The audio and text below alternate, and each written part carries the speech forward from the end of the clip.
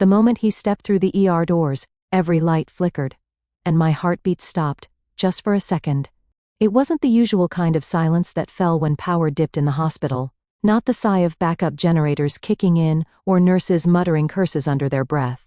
This was a different kind of hush, heavy, unnatural. I looked up from the chart in my hand just in time to see him walk in. Tall, broad-shouldered, dressed in a black coat that looked expensive and dry despite the rain outside. But what froze me wasn't his appearance. It was the way the air seemed to recoil around him, like the building itself was holding its breath. And those eyes. Black, not brown. Not dark. Black. Like pits with no end, no bottom, no forgiveness. He didn't speak. Didn't rush. Just stood there by the intake desk like he already knew every inch of the place and didn't care to explain why. Name? Clara at the desk asked, fingers hovering over the keyboard. He didn't answer. Sir? He turned his head, slowly, and met her eyes with a small, almost polite smile. Lucas. Just that. And then nothing else. No last name. No insurance card. No story about twisted ankles or coughing fits or migraines that could possibly be a stroke. He just stared. Clara blinked. I saw her fingers falter on the keyboard. Reason for visit? Lucas looked past her, locking eyes with me. I stiffened. He said, someone told me I should see a doctor. His voice was low. A little rough, like gravel under silk. I didn't like how it slid down my spine. Take him to room 4, Clara said, more to me than anyone else. Of course she did. I led him down the hallway, past the fluorescent lights that buzzed slightly louder than usual. The rhythm of his footsteps echoed behind me, measured, soundless against the tile, like he wasn't really walking at all. Inside the room, I gestured toward the bed. Sit. I'll need vitals. I don't need them, he said. Everyone says that, I muttered, slipping on gloves. Nobody ever means it. His lips curled slightly. Not a smile, more like amusement that didn't reach his eyes. He sat down anyway, letting his coat slide off his shoulders in one smooth motion. He wasn't bleeding. No bruises. No visible trauma. But something in me said, this one's wrong. What brings you in tonight, Lucas? I asked, snapping the cuff onto his arm. He was quiet. I looked up. Do you believe in fate? He asked suddenly. My hands paused. No. I believe in blood pressure and broken bones. That made him smile. Really smile this time. Still not safe. Still not soft. But a spark of something human, at least. I came because someone helped me once, he said, voice quieter now. And I think it's time I returned the favor. Helped you how? He tilted his head slightly. By not dying. Chills danced up my neck. Your blood pressure's fine, I said, stepping back. Heart rate's low, but not dangerous. He didn't move. I started writing down notes, just to avoid looking at him. But then he whispered, Ruby. I dropped the pen. I hadn't told him my name. How do you know? But when I looked up, the chair was empty. No door creaked. No footsteps retreated. Nothing. Just an empty room and the soft drip of the IV bag I hadn't even hooked up. I stood there for a moment, heart pounding too fast for comfort. Then I saw it. A single drop of blood, red and perfect, on the inside of my glove. And nothing else. There was something wrong with the air in my apartment. It wasn't just the cold, though the place had always run a few degrees below comfortable. And it wasn't just the silence either, even though that had stretched longer and heavier since my brother died. It was the way silence settled now.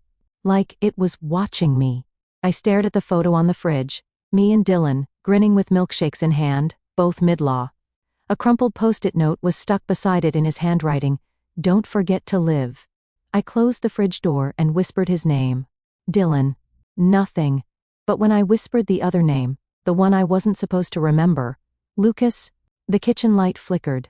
I froze. Okay. No, I muttered, stepping away. Nope. Coincidence. Wiring. I grabbed my phone to distract myself, checked my messages, cleared a few patient reports, and forced myself to sit on the couch.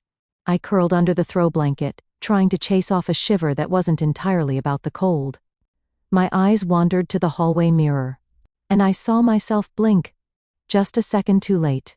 I stood, heart pounding in my throat. I walked up to the mirror slowly, breath tight in my chest. My reflection stared back, calm and innocent. Normal. But I didn't feel normal. I hadn't since he said my name in that ER room. Since he disappeared without a sound. Lucas. Who was he? What was he? I flinched at a sudden knock on the wall. Ruby. You alive in there? A muffled voice called through the shared apartment wall. Sophie. My next-door disaster and best friend by default. You missed girls' wine night. Again. I swear, if you've become a hermit, I'm staging an intervention. I'm fine. I shouted back. Pause. You're lying. She shouted louder. I can tell from your tone. A few minutes later, the inevitable knock on my front door came. I sighed and opened it. Sophie stood there barefoot, in pajama pants, and an oversized hoodie that read, "Witch please," in glittering font. She held a bottle of wine in one hand, and a box of cookies in the other. You look like you saw a ghost, she said, pushing past me into the apartment. Or worse, a hot guy who's bad for you. I rolled my eyes. It's nothing. Then why are your pupils blown wide, and your apartment smells like anxiety? That's just my signature scent. She plopped onto my couch and cracked open the cookie box. Okay, spill. What happened at work? Did someone finally flatline during your sarcasm? I hesitated, hovering by the armrest. I met someone. She raised a perfectly groomed brow. Met someone? Ruby, the only men you see on a regular basis are bleeding, unconscious, or married. This one was different. Sophie grinned. Oh no. She's intrigued. Tell me everything. Hair, eyes, brooding intensity? Definitely brooding, I muttered. She patted the seat beside her. Start from the top? So I did. Sort of. I told her about the man who came in with no last name, no injury, and an attitude like death in a nice coat. I skipped the part about the drop of blood, and the way my name sounded in his mouth like it had always belonged there. Sophie listened, uncharacteristically quiet. Then she said, You know, there's a whole Reddit sub for this exact type of ghost sex adjacent encounter. I groaned. He wasn't a ghost. No? She gestured toward the hallway mirror. Then why does your reflection look jumpy? I went quiet. Sophie blinked. Wait, that was a joke. Did something actually happen? I stood and walked to the fridge, not answering. I didn't know how to explain it, the flickering lights, the delayed reflection, the cold that never quite left my bones. My phone buzzed on the counter. Unknown number. I didn't answer. Sophie looked at me with narrowed eyes. Be honest. Did he feel weird, like the room got quieter around him? I turned. Why would you say that? Because, she said, suddenly serious. That's how it felt right before Dylan's accident. Silence. She swallowed. We were on the phone, remember? You were talking to him. And then your light blew out mid-call. I had forgotten. No, I had forced myself to forget. That night came crashing back in pieces. Dylan's laugh, the screech of brakes, my light bulb bursting overhead as I screamed his name. And the static on the line. Like something had devoured the sound. I clutched the counter's edge. You think it was related? I don't know, she said softly. But whatever's going on with you, be careful. Another knock at the door. Sophie froze. If that's him, I'm calling the cops. I opened it. And there he stood. Lucas. Same eyes, same presence. But this time, he wore a charcoal gray sweater and jeans. His hair was damp from the drizzle outside, and he looked far too human for someone who shouldn't exist. He smiled slightly. Told you I don't forget. The bass was so loud, I could feel it in my bones, but in my head, all I heard was static. Maybe it was the strobe lights. Or the overwhelming mix of perfume, sweat, and alcohol. Or maybe it was the fact that Lucas had shown up at my apartment last night and said nothing else. After that line, just smiled, turned, and walked back into the night like it hadn't been 2 a.m. Now here I was, in a dress that felt too short, and a bar that felt too loud, wedged between Sophie and some girl she just met in the bathroom. Okay, she said, grabbing my shoulders. I need you to stay open-minded tonight. That's what you say right before you feed me something with mushrooms. She rolled her eyes. This is better. I'm setting you up. Hard pass. Ruby, she said sweetly, you haven't flirted with anyone in 6 months. Because flirting leads to feelings. And feelings lead to exactly the kind of trouble that knocks on your door in the middle of the night and knows your name. She blinked. That was weirdly specific. Forget it. Too late. She was already dragging me through the crowd toward the back booth. And there he was, Mark. Clean cut, tie loosened, nursing a soda like he'd just finished a shift and was trying not to judge everyone around him. Hey, he said, standing up with a polite smile. Sophie said you might be coming. Hi. I slid into the booth. His presence was comfortable, even warm, in a beige sort of way. He was nice. And that was the problem. He asked about work. I answered. We talked about patience, about coffee, about which vending machine had the best fake granola bars. And then I felt it. The air shifted. I turned my head and saw him. Lucas. He was standing by the bar, leaning casually against the counter like he'd always belonged there. His black shirt was unbuttoned just enough to be noticeable, sleeves rolled up to his forearms. He looked like sin in the shape of a man, and he was watching me with a calm that bordered on predatory. Ruby? Mark asked. I blinked. Sorry. Just thought I saw someone I knew. Lucas moved. Effortless. Silent. Through the chaos of bodies, lights, and smoke, he walked toward me like the crowd parted just to let him through. And then he stepped onto the dance floor. What the hell was he doing? I'll be right back, I said, standing before Mark could ask anything. I didn't think. I just walked toward Lucas, like something invisible pulled me to him. He didn't reach for me. He didn't even speak. He just stood there, letting the music crash around us while 1,000 colors blurred behind him. The space between us felt like static. My skin buzzed. And he hadn't even touched me. You don't belong here, Ruby, he said, voice low, cutting through the beat like a blade. Neither do you. That made him smile. Just a twitch at the corner of his mouth.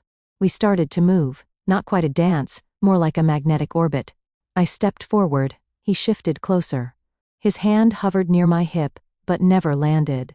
His breath touched my skin, but he didn't lean in, and that scared me more than if he had, because it meant he knew what this was doing to me. What do you want from me? I asked, my voice barely audible over the pulsing rhythm. He didn't answer.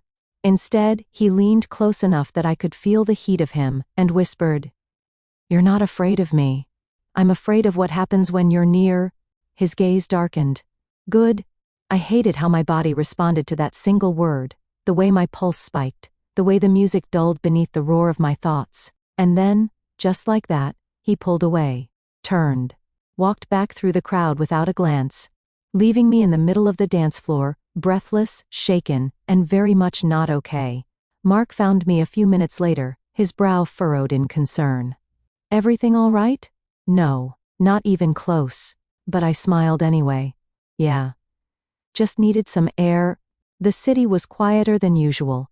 Not peaceful, just wrong. Even the buzz of traffic lights and distant sirens felt muted as I walked fast, hands jammed in my coat pockets, breath clouding in the cool air. I hadn't slept since the bar, since he danced around me like I was something breakable, something his. Lucas. I didn't know what he was. But I was going to find out. The library near Holloway Street was one of the last public places left open late, and its quiet hum had always been comforting to me. But tonight, as I stepped into the dim lobby, even the air felt haunted. I walked straight to the archive room. Medical anomalies, sudden deaths. I pulled files, clicked through digital reports, looked for anything that resembled what happened to my brother. And there it was. 3 different cases, all in the last 2 years, all with identical phrasing, no external trauma, cause of death unclear, massive cardiac disruption with no physical explanation. Just like Dylan, I leaned back, heart thudding. All 3 victims had one other thing in common. They'd all been last seen with a man in dark clothing, no name, no trace. Just one photo, grainy and blurred, but the posture, the silhouette. I knew it was him. I shut the laptop hard and pressed the heels of my hands to my eyes. What are you trying to prove? The voice came from behind me, low and tired. I spun around, and there he was. Lucas. Not in his perfect coat or open shirt charm. Tonight, he looked worn, like the weight of something old and terrible had finally started to crack through. "What do you want?" I snapped, my voice echoing. His eyes met mine. Flat, unreadable. "To warn you." I let out a humorless laugh. "You follow me around, you show up in my home, you disappear like smoke. You dance with me like we're something out of a fever dream, and now you're here to warn me?" He stayed quiet. "What are you?" I demanded. "You're not human. That much I know." He took a breath, like the words hurt.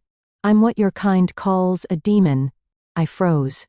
My heart stopped, then stuttered back into rhythm. "No," I whispered. "I don't expect you to believe it," he said. "But you've already felt it. You know." I did. Somewhere deep inside, I'd known from the first moment I saw him. "You killed them," I said, my voice breaking. "The people I found in those reports, my brother." He stepped forward. I stepped back. "I didn't take Dylan," he said.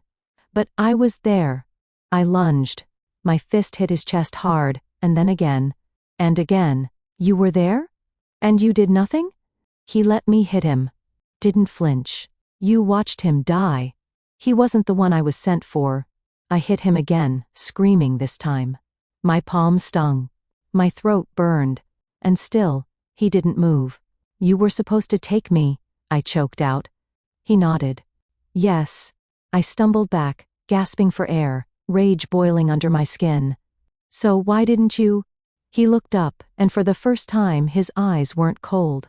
They were torn, like something inside him was fighting to breathe. "Because you weren't supposed to matter," he said. "But you do." Silence. Real, complete silence. My pulse roared in my ears. "I should have ended it," he whispered. "That night in the ER, it would have been easy. One touch. You never would have known." I swallowed hard. "But you didn't." "No." I didn't want to ask, but I did. "Why?" "I don't know anymore." Something sharp pulsed against my collarbone. I winced, reached up, and felt it. Hot. Burning.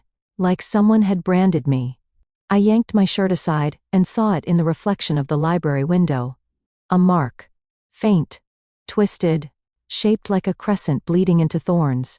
"What is this?" I whispered. Lucas looked at it with something between fear and fury. "It means they know about you now," he said. "They'll come." I backed away. "They?" "The others, my kind."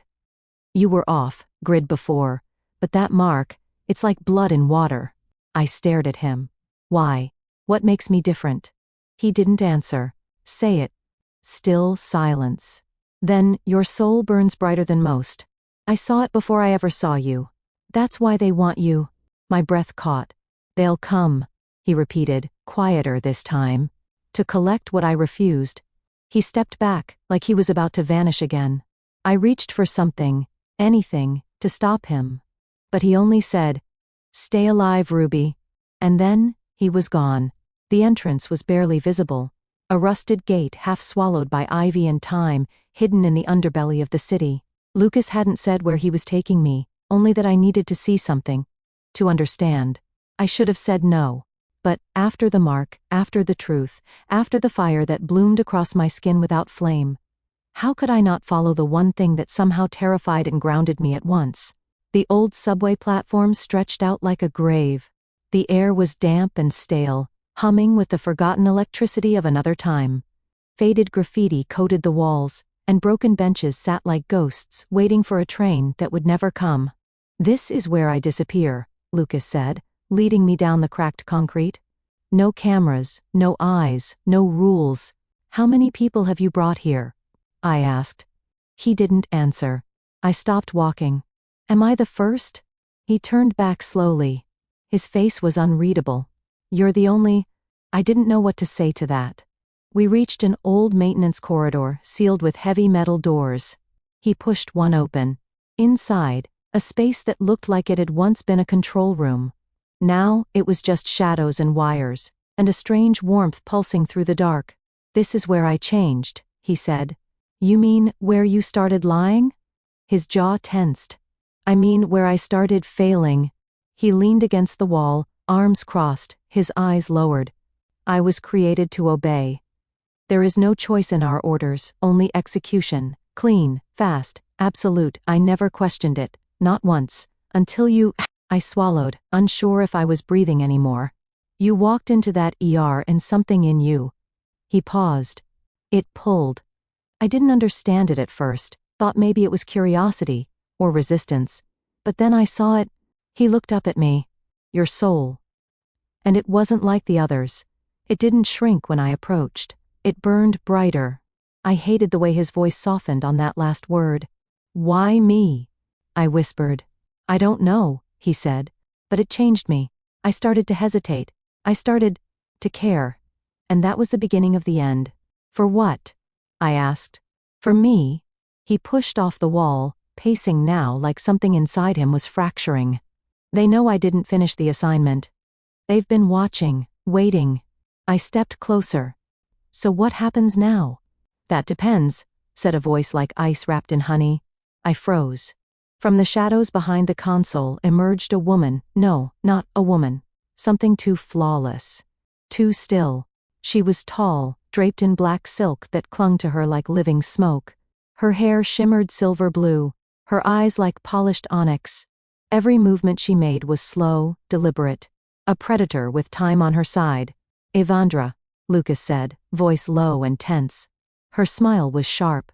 Still playing human, I see. I told you to stay out of this. And I told you, she said, circling him, not to fail. She turned her gaze to me. I felt it before I saw it, the way her attention sliced through me like frostbite. So this is the girl, she purred. Doesn't look like much. But then, neither did he once. Back off, Lucas said, stepping between us. She raised a brow. You were supposed to end her, not worship her. Don't lie to me, Lucas, she snapped. Her voice cracked the silence like glass. I flinched. So did he. She's marked, Evandra continued. Do you know what that means? Every collector in the region will be drawn to her now. Do you really think you can protect her? I'll try, he said. Evandra's smile was pitying. How romantic. And then she moved. It was instant, too fast for the eye. 1 second, she was standing still. The next, she was on him, blade drawn from somewhere unseen. It slashed across his side, dark smoke erupting from the wound like ink in water. He groaned, staggered back, but caught her arm before the second strike. They collided in a blur, claws and fire and shadows. The room trembled. Sparks rained from the ceiling as something above gave way. I ducked behind the control panel, heart hammering. I wanted to run. I wanted to scream. But I couldn't leave him. Lucas threw Evandra back with a roar that wasn't human, a sound that made the air thicken and crackle. He turned to me, bleeding from his shoulder, chest heaving. Go, he growled. Now. No, Ruby. I ran to him instead. He blinked, stunned. Why? You're hurt. He laughed, bitter and low. That's not why you came. He was right. I reached for his hand. This time, for the first time, I chose to touch him. His skin was fever warm. His fingers trembled. I'm going to die anyway, he whispered. My sentence is already written. I met his eyes, and for a moment, I didn't see a demon. I saw a man unraveling. Then die for something that matters, I said. He stared at me. And then, he squeezed my hand. The attic was silent. Dust hung in the air like ancient memory, and the only light came from a single cracked window where moonlight spilled in pale threads. It was the kind of place that should have felt cold, forgotten, but somehow it didn't. Lucas sat on the floor, back against a wooden beam, his shirt bloodied from the fight. I had done what I could, torn strips of fabric from my jacket to bind the wound, but he hadn't flinched. Not even once. He hadn't said a word since we escaped. I sat across from him, knees pulled to my chest, watching his face in the blue glow. He looked less like a monster here. More unfinished. You're quieter than usual, I said softly. He glanced up. I used to love quiet places. I tilted my head. Before? Yes. Before? He reached into his coat, slow, careful, and pulled out something small wrapped in black cloth. It looked fragile, out of place in his hands. He set it gently between us. "This is not magic," he said. "It won't burn you, won't bind you, it's just memory." I stared at it. "Yours?" He nodded. "The last piece I kept from when I was human." I hesitated before reaching out. I unwrapped the cloth, slowly, revealing a simple object, a silver pendant with a cracked glass face, inside which was an old faded photo. A boy, maybe 10, smiling, standing between two parents, holding a dog by a fraying leash. His eyes looked familiar, sharp, knowing, defiant. I looked at Lucas. He didn't look back. "I died young," he said. Violently, full of anger. "I never got to grow into the person I might have been." His voice was calm, detached, too smooth, like words spoken 1,000 times to no one. "They came for me when I was between breaths, offered purpose, power, a place in something bigger. I said yes before I understood what I was becoming." I clutched the pendant tighter. "Demons aren't born," he continued. "They're broken people who forgot what they were made of." I wanted to say something, but nothing felt like enough. He leaned his head back against the beam, eyes closed. "Most of us don't remember the moment we stopped caring. But I do." He opened his eyes. It was the first time I watched someone beg for mercy, and felt nothing. I swallowed, throat tight. "Why show me this?" "Because I started feeling again when I met you," he said quietly. "And it's tearing me apart." His words hung in the air between us. "I thought you didn't care what I said," I whispered. "That night in the archive, when I told you I hated you." He winced. "That," he said, "was the first time in 100 years that words actually hurt." Something in my chest cracked open. "I don't hate you," I said. "I know." Silence. And then, slowly, he leaned forward. Like the weight of his confession was dragging him toward me. I met him halfway, my hand brushing his cheek. His skin was still too warm, like the fire inside him was barely contained. We were inches apart now. His breath was shallow. My pulse roared. "Why are you looking at me like that?" I asked, voice trembling. "Because I never thought anything pure would ever look back." I could have kissed him. I wanted to. But he pulled away first. His hand dropped from mine like it burned him. "You deserve someone who won't destroy you by loving you," he said, barely above a whisper. I stared at him, breath caught in my throat. "You already did," I said softly. "You destroyed the part of me that thought I could never feel this again." He looked at me then, really looked, like he was memorizing something he knew he'd lose.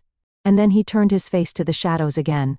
I was halfway through microwaving leftover noodles when the knock came. Not urgent, not violent, just 3 slow, deliberate taps on the door, like the kind of knock that already knew I'd open it. I peeked through the peephole. "Sophie?" I exhaled, unlocked the door and pulled it open. "You could have texted." She stood there with that too bright smile that usually meant gossip or tequila. But tonight, her smile didn't reach her eyes. "Hey," she said. "Can I come in?" I stepped aside and she walked past me, scanning the room like she was looking for something, or someone. She stopped at the couch, turned, and bit her lip. "I need to tell you something," she said. "And I don't want you to freak out." That's the kind of sentence that guarantees I'm going to freak out. She sat down, fingers twisting the hem of her sleeve. "I wasn't supposed to get close. You were just an assignment." I froze. "What?" She looked up, eyes suddenly serious. "There's a group. We call ourselves the Threshold. We monitor entities that don't belong. Creatures like Lucas." I stared at her. "You knew about him?" "Not at first," she said quickly. "I was just supposed to keep tabs on you. We'd heard rumors. Spikes in energy, temporal anomalies. But then he showed up, and things got complicated. You lied to me. I didn't mean to. I liked you, Ruby. I still do. But I thought..." She hesitated. "I thought maybe you were the bait. That maybe they were using you to get to something worse." "Like what?" "Like whatever Lucas is turning into." Before I could respond, the front door slammed open. Lucas burst in, wild-eyed, panting. "They've found you." My heart jumped. "Who?" He didn't answer me. just locked eyes with Sophie. You, he growled. She stood, raising her hands. I didn't lead them, I swear. But they've been watching. Mark? What about Mark? I asked. Sophie's voice cracked. They took him. No, I whispered. He followed me after I left your place last night, she said. He must have seen something. They think he's important to you. He is. Lucas crossed the room in 2 strides. They'll use him, to bait her. And if she resists, they'll take her soul, Sophie finished, barely audible. My legs felt weak. I sat down hard. What do they want with me? I asked. Lucas's voice was low. What they always want. Power. Your soul. It's unlike anything they've seen. If they control it, they can bend others, break rules, undo balance. I looked between them. So what? I give myself up and hope they let him go? Sophie shook her head. That's not how this works. Lucas knelt in front of me, eyes locked to mine. You have to run. I stared at him. No. I'll buy you time. No. His voice hardened. Ruby. I'm done running. Silence. Then he exhaled, like something inside him cracked. You don't understand what they'll do. I understand more than you think, I said. I've been hunted, marked, lied to and used. And I'm still here. He closed his eyes for a moment. You shouldn't have to fight. Then fight with me. Sophie looked between us. You two are insane. Maybe, I said. But at least we're not afraid anymore. Outside, thunder rolled in the distance. And somewhere far off, or maybe not far at all, something dark had already begun to move. The ruins of the old temple stood like broken bones in the forest, twisted pillars, shattered altars, and walls clawed apart by time. Moonlight poured in through a jagged hole in the roof, casting the place in silver and shadow. I stood in the center of it all, bound not by rope but by force, a wall of unseen pressure keeping me on my knees. Around me, the air crackled with something ancient. Evandra stood before me in a black cloak that shimmered like oil.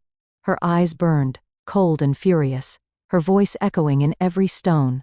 Ruby Mason, she said, by decree of the circle, your soul is to be stripped and sealed. Resistance is pointless. I looked up at her, unflinching. Still not the worst date I've had. A flicker of amusement passed through her, but only for a moment. Then her hand rose, palm glowing with dark light. I braced myself. And then, the ground shook. A blast of air ripped through the temple ruins like a scream. Shadows recoiled. Light burst in from the broken roof. And through that chaos stepped Lucas, barely standing. Blood stained his side, and his shirt clung to him like torn armor. But his eyes burned brighter than ever, not with rage, not with hate, but with purpose. Let her go, he said. Evandra's laugh rang like bells dipped in venom. You're dying, Lucas. Then I'll die choosing. He raised a trembling hand. Shadows erupted from his fingers, slicing through the circle. For a moment the pressure holding me faltered, and I surged to my feet. Evandra moved like lightning. Her blade appeared in her hand again, aimed straight at him. Lucas blocked it with his arm. The scream that tore from his throat wasn't human. He fought with everything left in him. The sky churned above us. The air burned around us. He shielded me, blow after blow, while Evandra's fury carved the temple to ash. Why? She screamed. You were one of us. I was, he growled. But I remembered what it felt like, to love. Her blade plunged into his chest. And he fell. No! I screamed, running to him. Evandra stepped back, breathing hard, triumphant. Lucas lay broken, blood pooling beneath him, his eyes flickering like a dying star.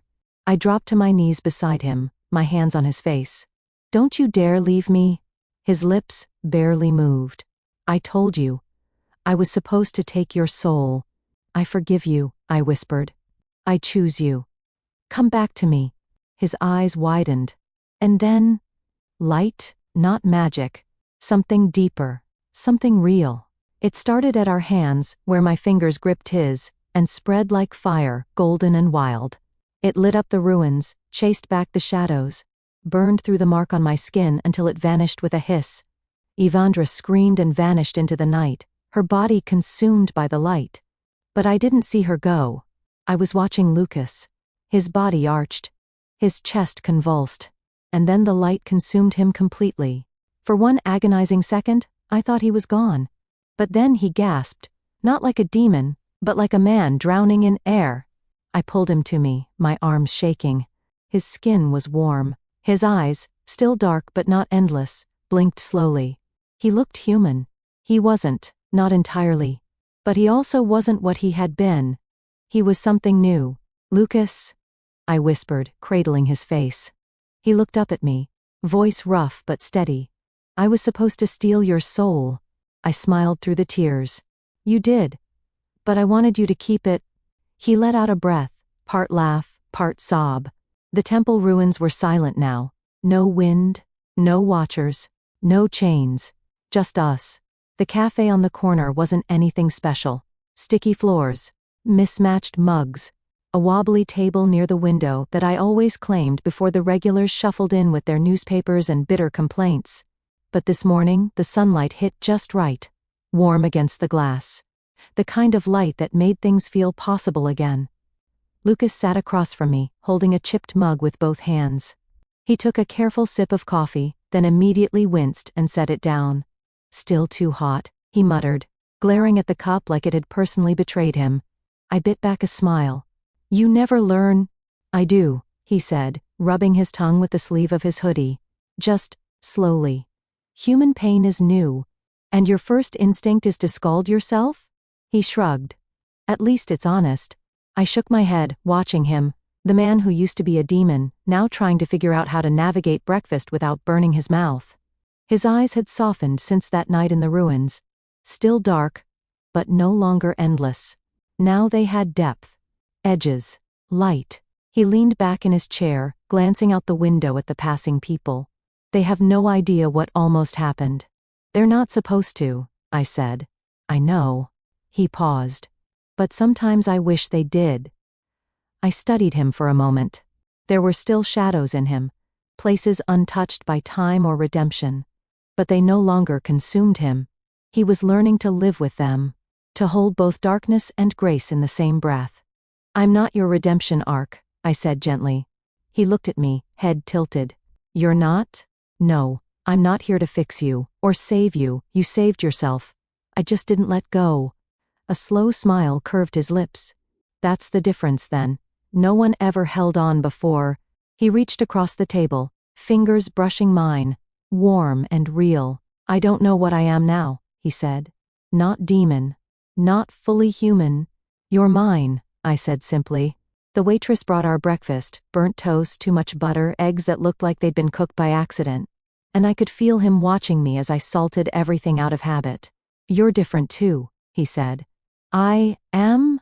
You used to look like you were carrying the weight of something you didn't ask for. And now?" He smiled. "Now you look like you know you'd carry it anyway." I laughed softly, tearing a piece of toast in half and tossing him one. He caught it one-handed and examined it like it might bite back. We ate in companionable silence. Outside, the city moved. Loud, messy, indifferent. Inside, something gentle had started to grow. He wasn't my savior. He wasn't my answer. But he was my choice. And for once, that was enough.